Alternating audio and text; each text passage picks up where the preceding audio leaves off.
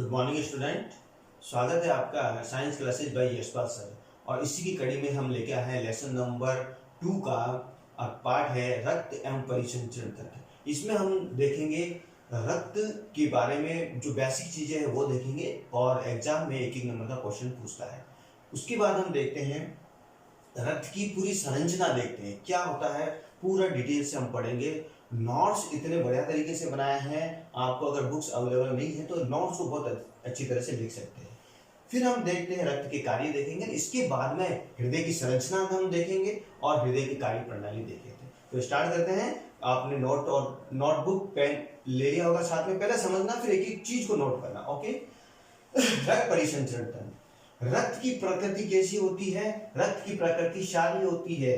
रक्त का पीएच कैसा होता है? 7.4 होता है। रक्त का एक नंबर का क्वेश्चन पूछता है। रक्त का निर्माण किसमें होता है? लाल अस्थि मज्जा में रक्त का निर्माण होता है। और रक्त का निर्माण भ्रूण अवस्था में नवजात शिशु में किसमें होता है? प्लीहा में होता है। क्वेश्चन पूछ लेता है रक्त का निर्माण लाल अस्थि मज्जा, अगर भ्रूण और नवजात शिशु के अंदर पूछता है तो किसमें होगा? प्लीहा में होता है। सामान्य व्यक्ति में रक्त की मात्रा कितनी होती है? 5 लीटर होती है। अब देखिए यहाँ पर रक्त के हमने दो भाग किए हैं मुख्य रूप से। क्या होता है? प्लाज्मा और रुधिर कोशिकाएं। ठीक है। अब प्लाज्मा के बारे में देखते हैं क्योंकि अभी लेटेस्ट प्लाज्मा के बारे में बहुत, प्लाज्मा थेरेपी के बारे में बहुत सुन रहे। तो प्लाज्मा होता क्या है वो देखते हैं। रुधिर का तरल भाग होता है, उसे हम क्या कहते हैं? प्लाज्मा कहते हैं, जो कि हल्के पीले रंग का होता है, क्षारीय तरल होता है, उसमें कार्बनिक व अकार्बनिक पदार्थ की मात्रा होती है। तो हमने क्या देखा? रुधिर के दो भाग देखे, उसमें सबसे पहले प्लाज्मा के बारे में देख लिया। अब हम देखते हैं रुधिर कोशिकाएं। रुधिर कोशिकाओं को हमने 3 भागों में बांटा है। रुधिर कोशिकाओं को सबसे पहला है आरबीसी, डब्ल्यूबीसी और बिंबाणु, जिसे प्लेटलेट्स भी बोलते हैं। आरबीसी जिसे लाल रक्त कणिकाएं कहते हैं। लाल रक्त कणिकाएं क्यों कहते हैं? क्योंकि इसमें हीमोग्लोबिन पाया जाता है। हीमोग्लोबिन के कारण ये लाल दिखाई देती है। इसमें केंद्रक अनुपस्थित होता है। इसका जीवन काल 120 दिन होता है। सारा डिटेल लिख रखा है। इसे इरिथ्रोसाइट्स भी कहते हैं। इनकी संख्या अधिक होते वर्ताकार होती है, केंद्रक अनुपस्थित होता है और हीमोग्लोबिन के कारण इसका रंग लाल होता है और इसकी आयु 120 दिन होती है। ये हो गया आपके आरबीसी के कारण। नेक्स्ट आएगा आपके श्वेत रक्त कणिका, या क्या है ये? डब्ल्यूबीसी, जिसे क्या कहते हैं? इसे ल्यूकोसाइट भी कहते हैं। और इसमें डब्ल्यूबीसी में इसमें हीमोग्लोबिन एब्सेंट होता है, इसलिए क्या होता है? रंगहीन होता है। ये इसमें डब्ल्यूबीसी में केंद्रक उपस्थित होता है, उपस्थिति के कारण इसको क्या बोलते हैं? वास्तविक कोशिकाएं कहते हैं। एग्जाम में पूछ लेता वास्तविक कोशिका कौन सी है? आरबीसी, डब्ल्यूबीसी या और कोई? तो कौन होगा? डब्ल्यूबीसी, क्योंकि इसमें क्या है? केंद्रक उपस्थित होता है। अब डब्ल्यूबीसी के भाग और देखते हैं। कणिका में श्वेत रक्त कणिका और कणिका विहीन, जिसमें कणिकाएं पाई जाती है उसे कणिका विहीन और इसमें एब्सेंट होती है। अब देखिए कणिका को न्यूट्रोफिल, इओसिनोफिल, बेसोफिल्स में डिवाइड किया गया है और कणिका में को मोनोसाइट्स और लिम्फोसाइट में डिवाइड किया गया है। मोनोसाइट का क्या कार्य होता है? सूक्ष्म जीवाणु का भक्षण करना होता है और लिम्फोसाइट का प्रतिरक्षा में करता है हमारे शरीर की। अब देखिए बिंबाणु, इसका लास्ट भाग रक्त का अपने रुधिर कोशिका का लास्ट होता है बिंबाणु। इनकी संख्या 3 लाख प्रति घन मीटर होती है। इसका 10 दिन होता है, केंद्रकाभा होता है, रक्त जमाने में सहायता करता है। कौन है? बिंबाणु। एक नंबर का क्वेश्चन पूछ लेता है तो बिंबाणु के बारे में ही आ जाता है। अब आपके लास्ट में आ जाता है रक्त के कार्य क्या होता है। देखिए हमारे शरीर में जितने भी पोषक तत्व होते हैं उसे एक स्थान से दूसरे स्थान पर ले जाने का कार्य कौन करता है? रक्त करता है। ऑक्सीजन CO2 को एक स्थान से दूसरे स्थान पर ले जाने का कार्य कौन करता है? रक्त करता है। चोटों और घावों को भरने का कार्य कौन करता है? रक्त करता है। प्रतिरक्षा का कार्य कौन करता है? रक्त करता है। तो स्टूडेंट, मैंने आपको ये नोट्स बहुत बढ़िया तरीके से लिखा है, इसको नोट कर लेना आपकी कॉपी में और किसी तरह से क्वेश्चन आते हैं देखते हैं। तो अगला टॉपिक अपन लेते हैं मानव हृदय की। नेक्स्ट टॉपिक लेते हैं मानव में हृदय। मानव के हृदय की मैंने संरचना बना दी है, डायग्राम बनाया है। देखिए इसमें क्या होता है। सबसे पहले कि इसकी स्थिति देखते, बिना इसके डायग्राम के प्रैक्टिस किए हुए इसका हम पूरा इसकी कार्य विधि का वर्णन नहीं कर सकते। सबसे पहले इसकी प्रैक्टिस करनी पड़ेगी। एक एक इसकी टॉपिक का ध्यान रखिए कि कहाँ किस चीज है, ये ध्यान हो जाएगा तो इसकी कार्य प्रणाली आराम से आ जाएगी। और क्वेश्चन पूछता है तो मानव का हृदय, सबसे पहले हम देखते हैं मानव का हृदय कहाँ स्थित होता है। मानव का हृदय हमारी वक्ष गुहा में दोनों फेफड़ों के मध्य स्थित होता है। इसकी आकृति बंद मुट्ठी के समान होती है। ओके, और इससे हृदय के चारों ओर दोहरी झिल्ली का आवरण पाया जाता है। हृदय में 4 कोष्ठ होते हैं। जो ऊपर वाले जो कोष्ठ होते हैं उससे तो हम कहते हैं आलिंद कहते हैं। ऊपर वाले जो कोष्ठ होते हैं उसे हम आलिंद कहते हैं, जो आकार में छोटे होते हैं। और जो दाईं ओर स्थित होता है उसे दायां आलिंद कहते हैं, और जो बाईं ओर स्थित होता है उसे क्या कहते हैं, बायां आलिंद कहते हैं। क्लियर है। अब देखिए आलिंद के नीचे जो चैम्बर है, जो भाग होता है उसे हम नीले कहते हैं, जो कि अपेक्षाकृत आलिंद से बड़ा होता है।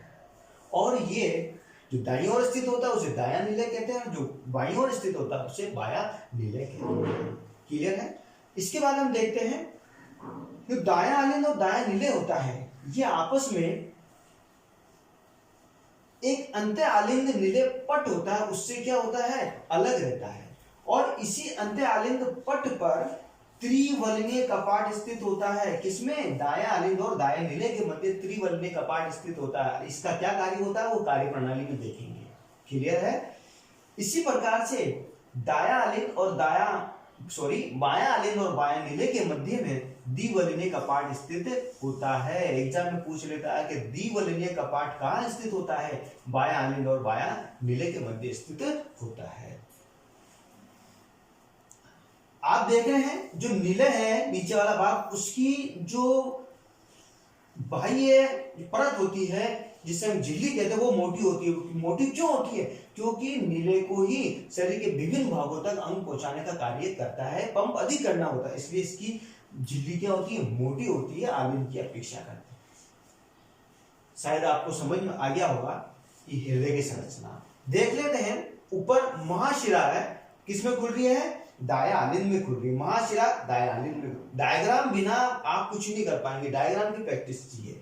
इसी प्रकार महाधमनी, ये देखिए महाधमनी किसमें खुल रही है, महाधमनी खुल रही है किसमें, बाएं नीले में खुल रही है। महाधमनी बाएं नीले में खुल रही है। क्लियर है। इसी प्रकार से फुसफुसीय धमनी किसमें खुल रही है, ये फुसफुसीय धमनी खुल रही है किसमें, दाएं नीले में। इसी प्रकार से फुसफुसीय शिरा किसमें खुल रही है, बाएं आलिंद में खुल रही है।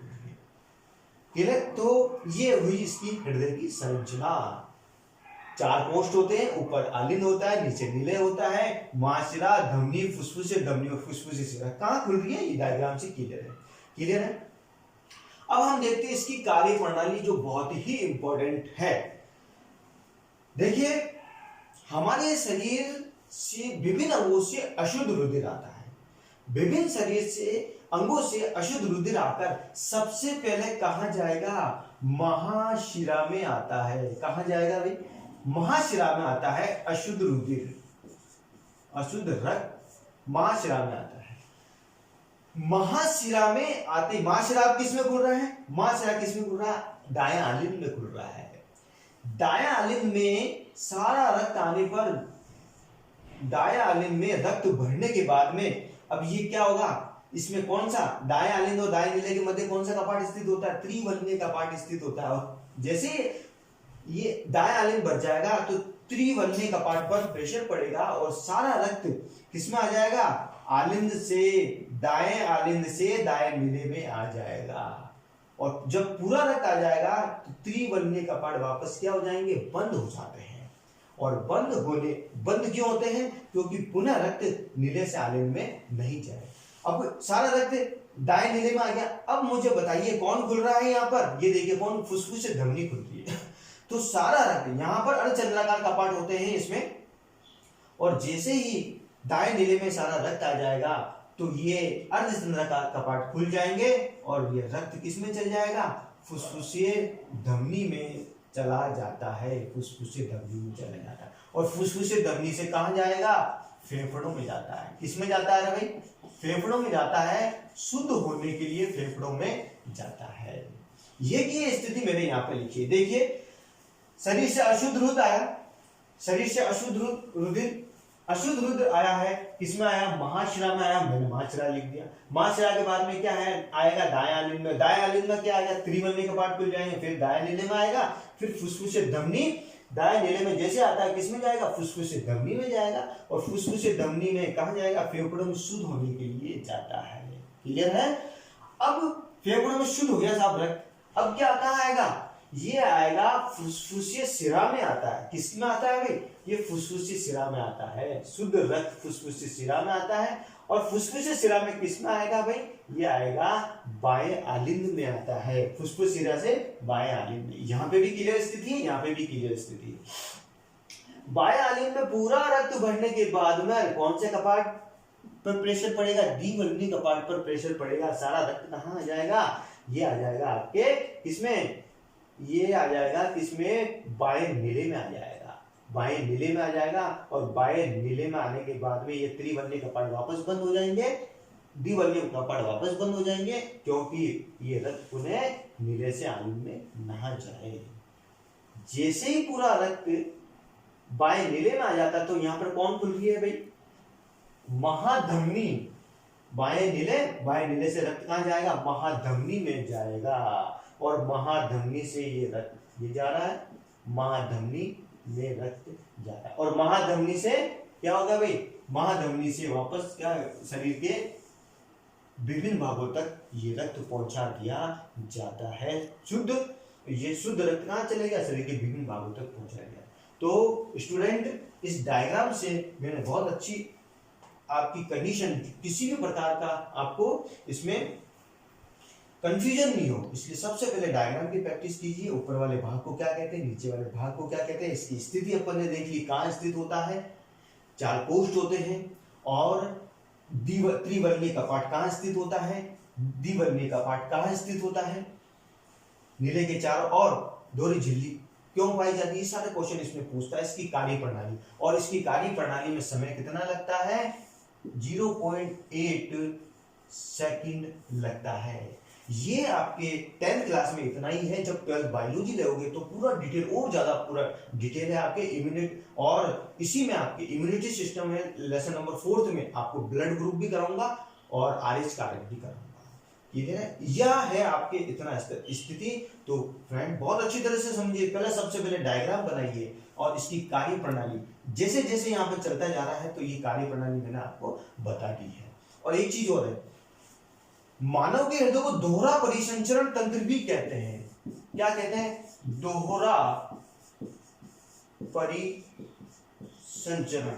दोहरा परिसंचरण क्यों कहते हैं, क्योंकि रक्त अशुद्ध रुधिर आया तो भी हृदय से जा रहा है, और शुद्ध होकर विभिन्न अंगों तक जा रहा है तो भी कहां आ रहा है, हृदय में आ रहा है। तो रक्त को 2 बार हृदय से गुजरना पड़ता है, इसलिए मानव के हृदय को क्या कहते हैं, दोहरा परिसंचरण तंत्र कहते हैं। एग्जाम में अगर क्वेश्चन आता है मानव हृदय की संरचना बताइए, तो आप लिख देना। अगर दोहरा परिसंचरण तंत्र आता है तो डायग्राम बना के कहां से कहां रक्त का फ्लो जा रहा है, ये आपको बहुत अच्छी तरह से समझाना है। क्लियर है। तो आई होप आप बहुत अच्छी तरह से इसकी प्रैक्टिस करेंगे। किसी प्रकार का डाउट है तो आप कमेंट्स बॉक्स में जाकर कमेंट्स लिखिए। अधिक से अधिक शेयर कीजिए अपने फ्रेंड्स को, घर बैठे बहुत अच्छी तरह से आप इसका फायदा उठाइए। पूरा कोर्स करा रहा हूं मैं, और बुक्स के हर टॉपिक के अनुसार चल रहा हूं, एक टॉपिक नहीं मिस कर रहा हूं मैं, आपको घर बैठे मैं अवेलेबल करा रहा हूं। अधिक से अधिक शेयर कीजिए इसको, सब्सक्राइब कीजिए, कमेंट्स बॉक्स में जाकर कमेंट्स कीजिए। ओके, और आप ज्यादा से ज्यादा इसको, और किसी प्रकार की प्रॉब्लम आती तो लिखिए। ठीक है, okay, thank you very much.